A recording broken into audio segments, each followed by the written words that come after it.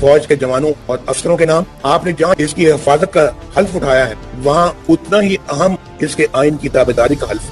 جہاں آئین شکنی اور قانون شکنی شروع ہو جاتی ہے وہاں ظلم کا دور شروع ہو جاتا ہے. جب آپ کسی فرد واحد یا مفاد پرست ٹوڑے کے لیے آئین توڑنے کے مرتکب ہوتے ہیں وہاں آپ خود اپنی قوم کو، اپنے ملک اور اپنے لوگوں کو آئین شکنوں کے رحم و کرم پر چھوڑ رہے ہوتے ہیں. ایک یا دو افراد ادارہ نہیں ہوا کرتے.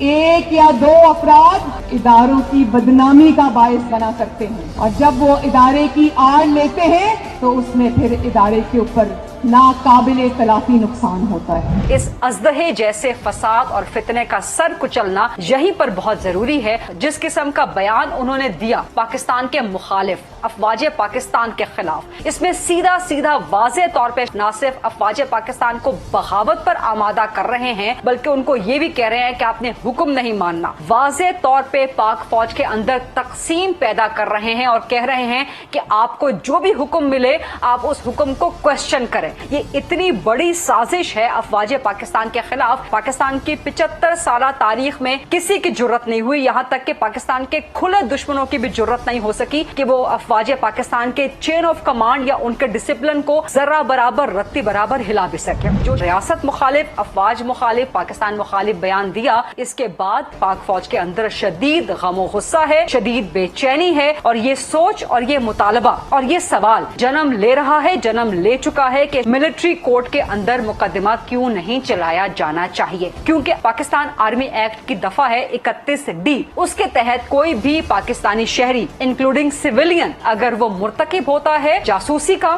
دہشت گردی کا یا بغاوت پہ اکسانے کا تو اس کا ٹرائل کیا جا سکتا ہے ملٹری کورٹ کے ذریعے، اس کا کورٹ مارشل کیا جا سکتا ہے. پاکستان کا قانون بہت واضح ہے. یہ تھا آج کا پروگرام، دیکھنے کا بہت شکریہ.